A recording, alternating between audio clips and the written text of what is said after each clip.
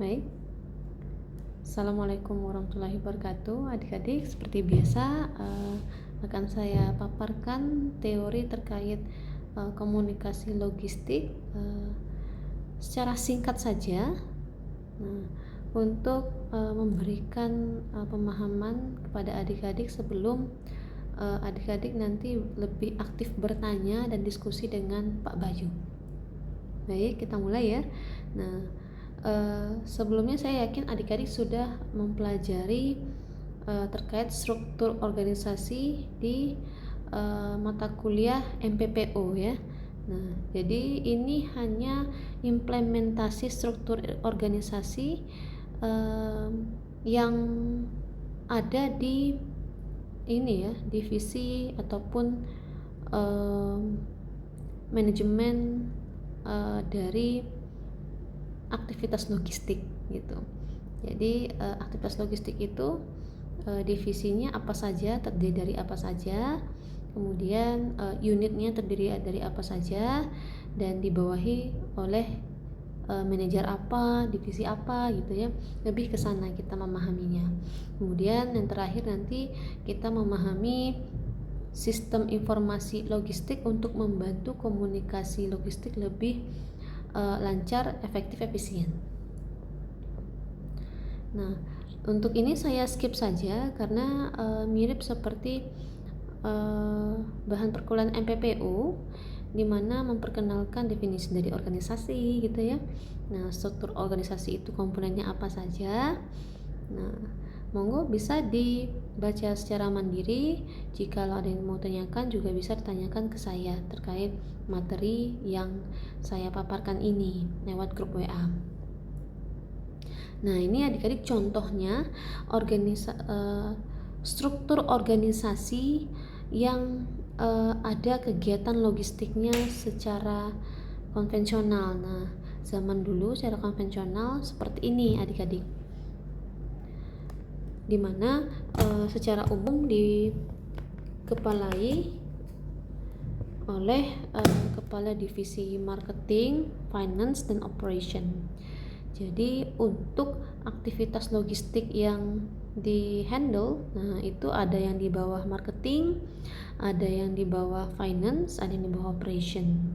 Nah, contohnya yang di bawah marketing itu ada proses order, kemudian contoh lainnya ini ya, informasi terkait persediaan stok gitu ya, dan seterusnya. Contohnya kalau yang untuk di bawah finance seperti ini ya, proses order, kemudian pembelian yang sifatnya ini ya, pembelian ataupun penjualan gitu ya, yang mempengaruhi pengeluaran dan pemasukan dari kas perusahaan. Kemudian contoh lainnya yang di bawah operation, aktivitas logistik itu seperti ini ya, penentuan rute, kemudian ada lagi ini persediaannya, bisa pengadaan persediaan, bisa pengangkutan atau transportasi persediaan, kemudian perencanaan frekuensi dari pengangkutannya, dan banyak lagi adik-adik ya. Nah, tergantung dari kebutuhan atau kepentingan dari perusahaan tersebut. Nah, jadi perusahaan industri itu ada yang formal, informal, ataupun semi formal adik-adik gitu. Jadi nggak selalu perusahaan industri itu kaku ya, profesional. Ada juga yang sifatnya perusahaan keluarga, perusahaan informal gitu ya. Nah, jadi seperti UMKM itu bisa aja adik-adik ya, atau perusahaan keluarga yang sudah puluhan tahun gitu, dia bisa masuk ke semi informal ataupun semi formal gitu. Nah, monggo bisa dibaca secara mandiri ciri-ciri dari organisasi informal itu seperti apa.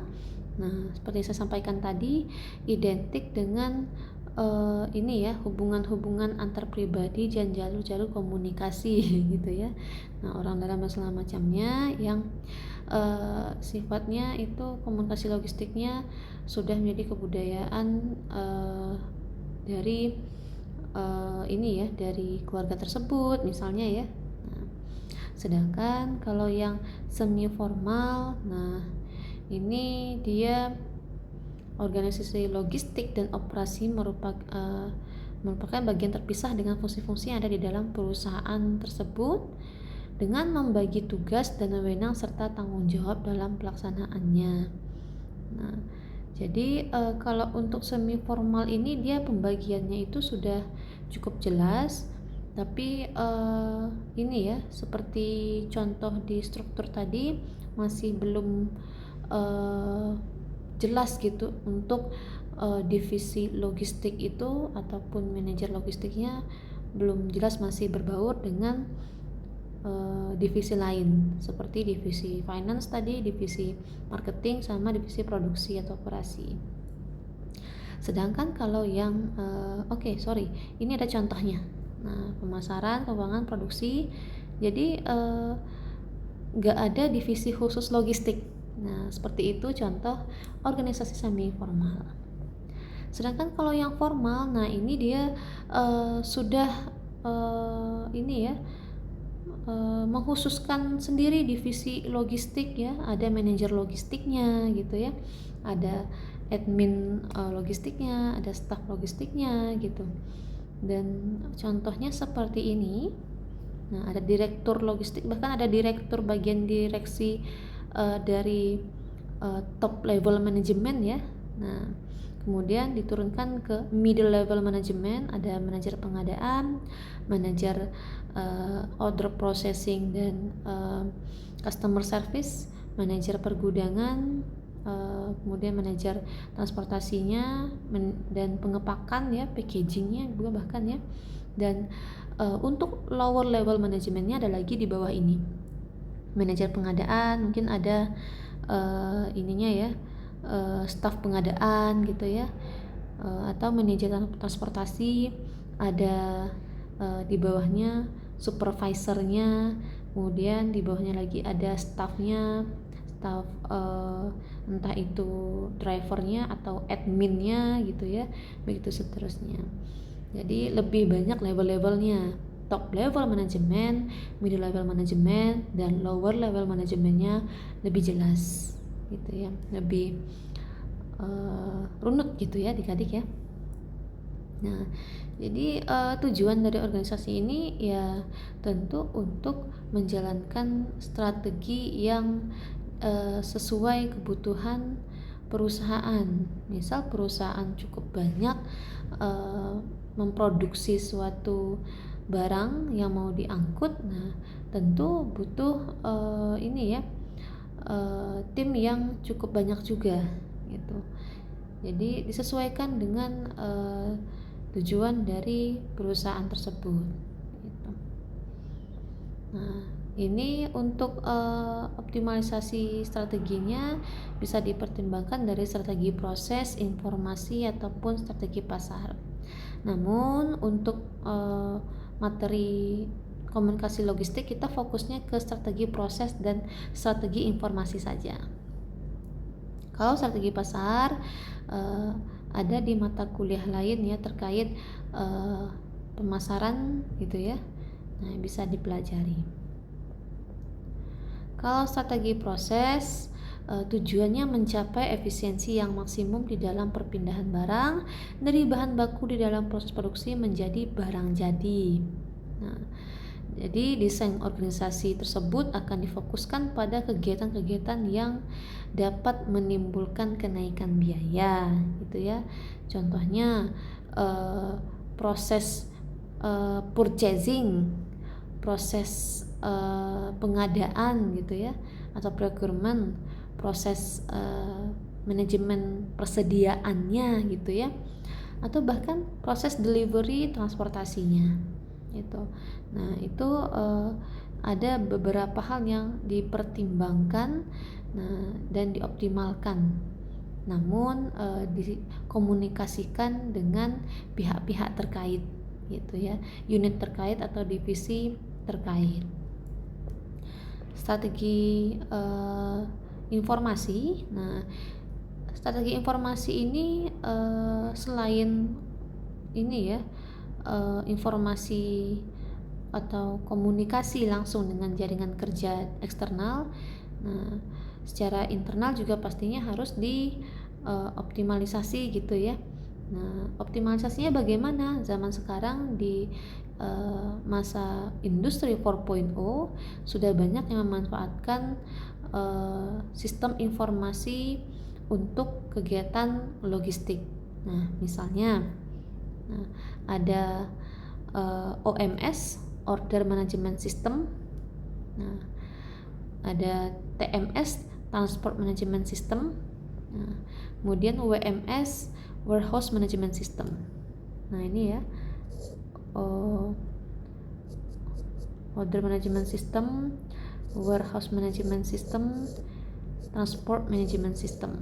Nah, nanti akan kita bahas satu-satu. Nah, tapi Order Management System sepertinya sudah sekaligus di materi Order Processing, WMS nanti di materi pergudangan, TMS secara mendalam nanti di topik pertemuan transportasi logistik. Nah, kemudian terkait organisasi, masih ada juga bentuk-bentuk lain adik-adik ya, selain formal, semi formal, informal, ada juga yang bentuknya sentralistik dan desentralistik.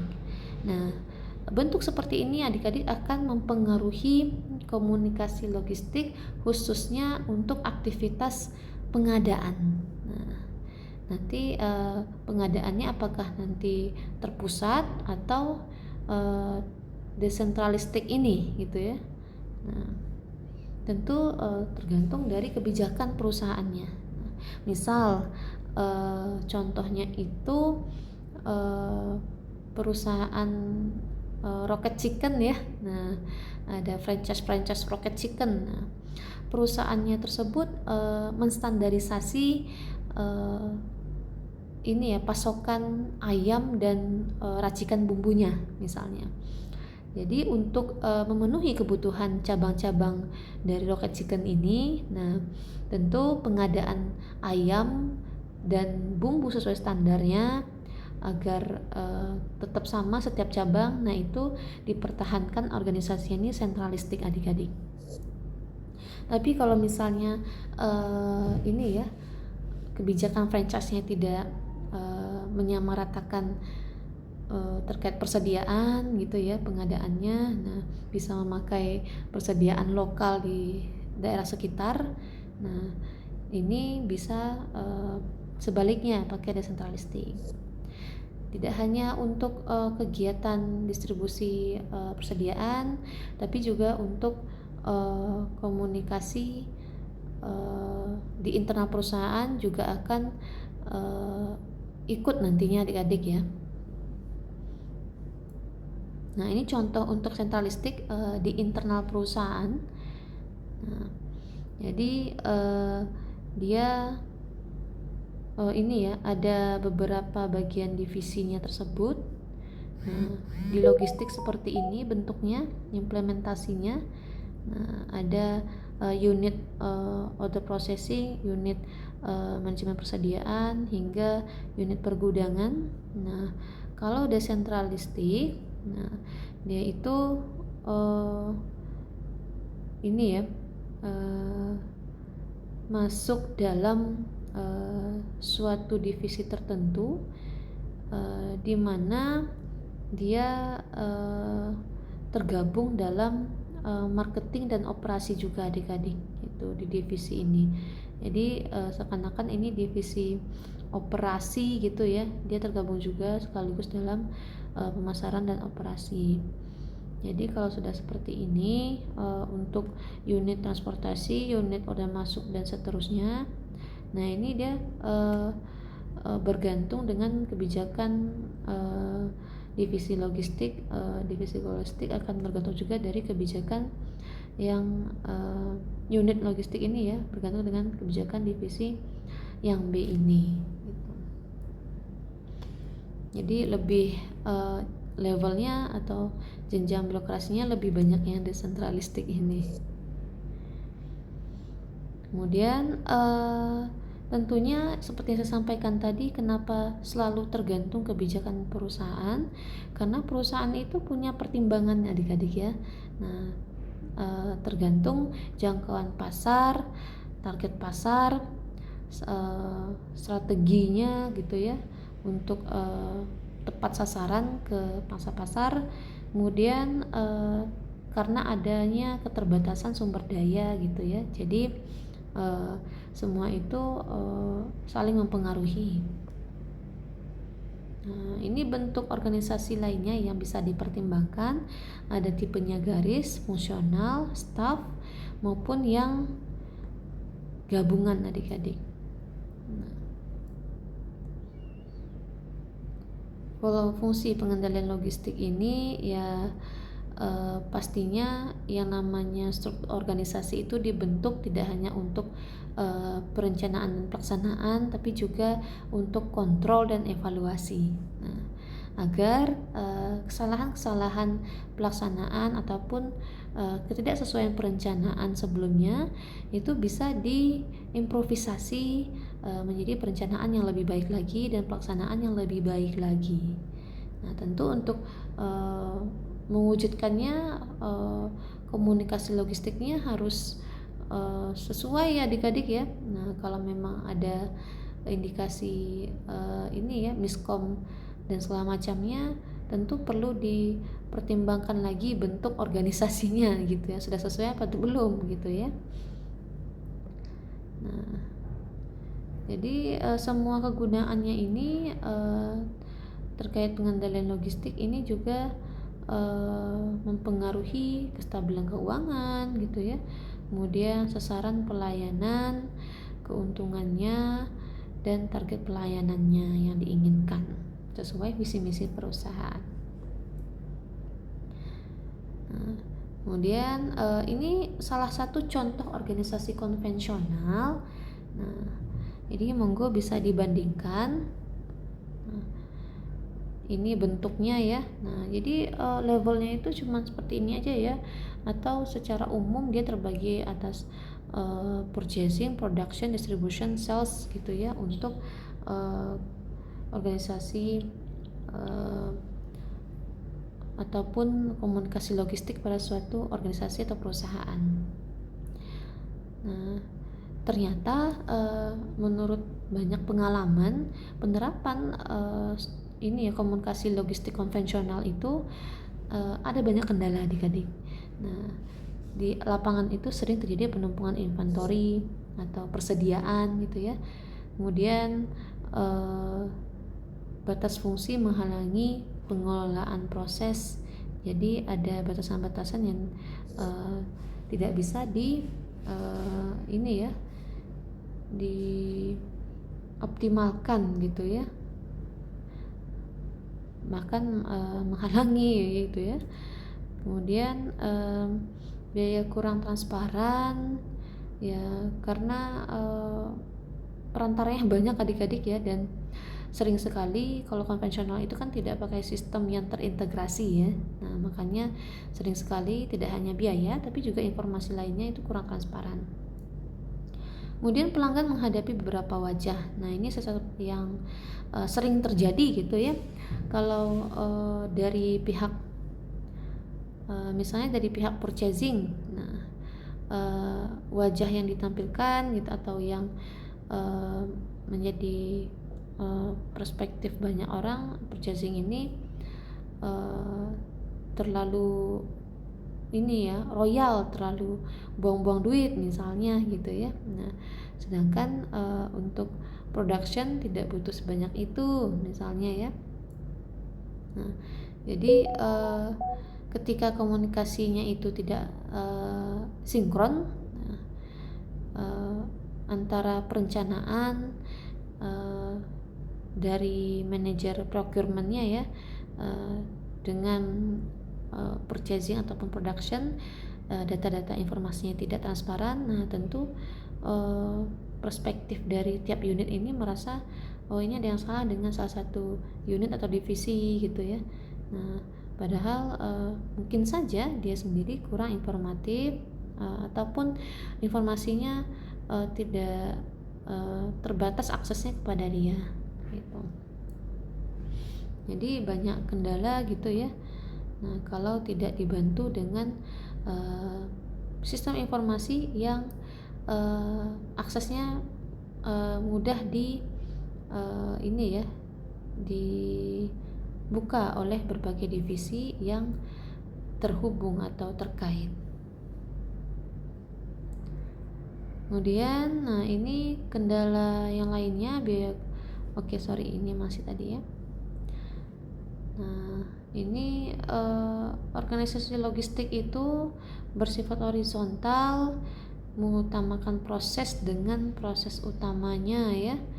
Nah, jadi beberapa ciri-cirinya ya seperti ini terkait organisasi yang memiliki aktivitas logistik.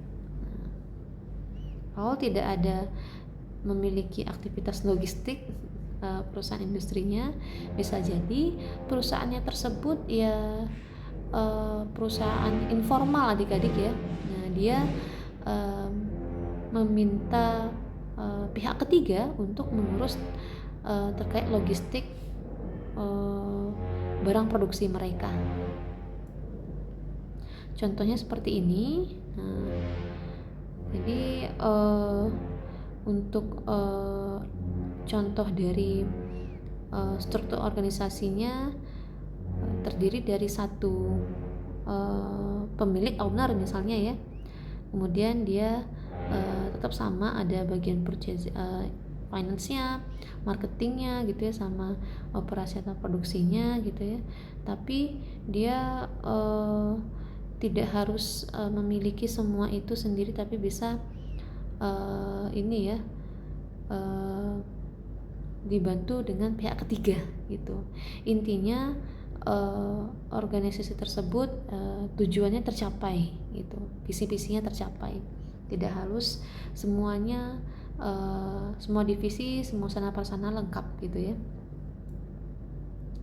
Nah, intinya ini aja adik-adik ya, komunikasi logistik itu tidak hanya untuk mempelajari komunikasi internal perusahaan, tapi juga diharapkan dapat memberikan pemahaman kepada adik-adik. Komunikasi logistik itu juga untuk kepuasan customer atau konsumen gitu ya.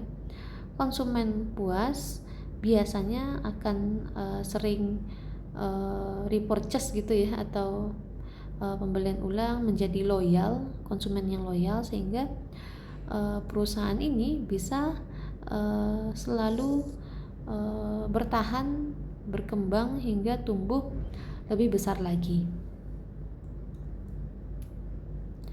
Kemudian yang namanya elemen komunikasi logistik itu, nah di semester 3 ini kita fokuskan ke komunikasi operasional. Makanya kita ada bahas demand forecasting, order processing. Tapi terkait komunikasi strategi kita tidak terlalu membahas dalam, karena ini sudah masuk ke ranahnya ini ya, top level management.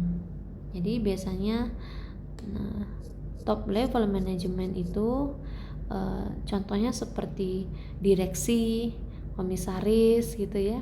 Nah, kalau ke bawahnya middle level management, misalnya kepala departemen, kepala atau manajer dari finance, manajer operasi, manajer logistik gitu ya. Nah, di bawahnya lagi ini ada yang menghandle komunikasi operasional, ada lower level management gitu.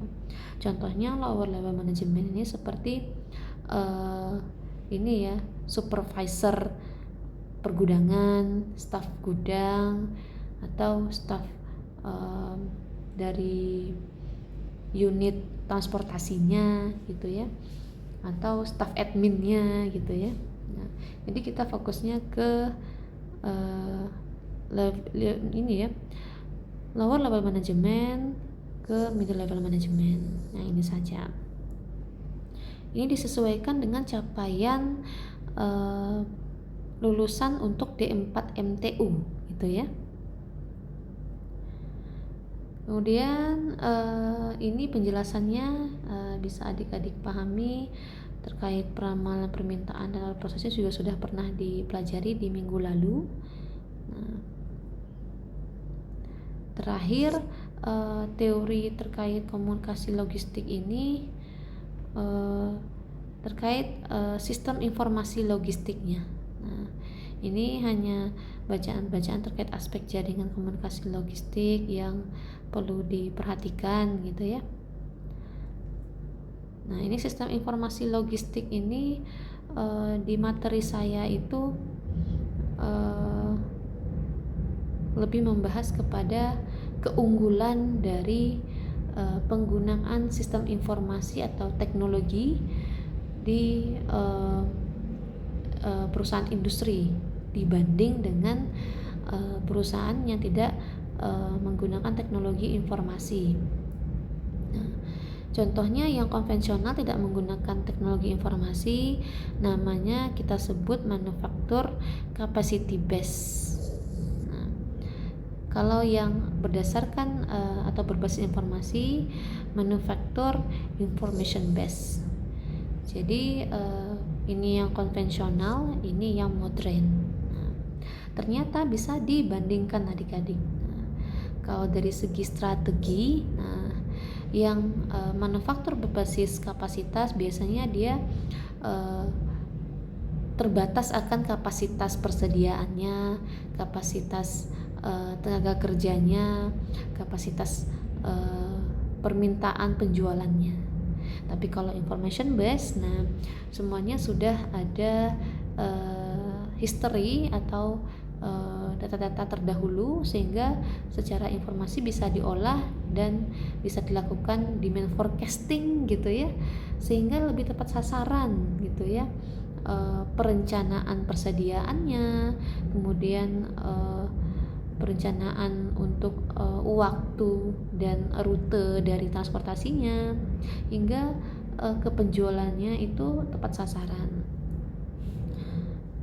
Kemudian kalau kontrolnya tentunya kalau yang capacity based ini lebih hierarki gitu ya, sedangkan information based ini bisa tidak harus pimpinan utama yang harus tahu gitu kemudian mengambil keputusan, tapi keputusan bisa langsung diambil oleh kepala divisi atau kepala departemennya, tentu dengan ini ya, persetujuan dari middle level management dan top level manajemennya. Kemudian kebijakan persediaannya bisa order to order gitu ya. Kalau ini kan dia order dulu, kemudian untuk stoknya juga tidak bisa rotasinya sesering information based gitu, karena keterbatasan informasi ya. Nah, sampai seterusnya adik-adik untuk pelaksanaannya, eksekusinya, kalau capacity based ini secara konvensional apa yang direncanakan itu yang diimplementasikan gitu ya. Kalau information based ini apa yang dilaksanakan itu sudah sekaligus hasil dari perencanaan yang sudah tepat sasaran gitu. Jadi nggak perlu lagi perencanaan ulang gitu adik-adik. Jadi sudah dari awal direncanakan, sudah bahkan otomatisasi keluar gitu ya, stoknya harus di order lagi gitu ya. Nah, tinggal secara berkala dia pelaksanaan dan react. Nah, react ini contohnya ya, kalau ada feedback dari pelanggan, nah itu bisa langsung diperbaiki gitu ataupun dipenuhi. Oke, jadi ini hanya penjelasan terkait perbedaan sistem informasi yang berbasis produksi, apa aja database yang perlu di input, kemudian diarsip dan dilaporkan gitu ya. Ini berbasis produksi ini berbasis kapasitas tadi ya. Nah, kalau yang ini berbasis informasi. Nah, yang namanya berbasis informasi itu pasti ada teknologi-teknologi seperti softwarenya, kemudian hardwarenya atau IoT yang saling terintegrasi adik-adik. Nah ini ya, bisa dibedakan sendiri. Nah, kalau adik-adik mau tahu contoh implementasi dari sistem informasi OMS, Order Management System, kemudian WMS, TMS, adik-adik bisa temukan langsung di internet ya, atau bisa langsung ke YouTube.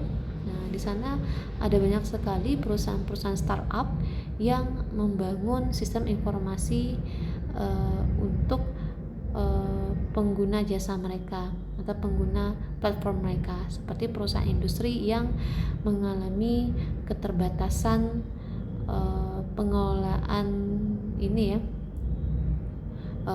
informasi untuk perusahaan industrinya.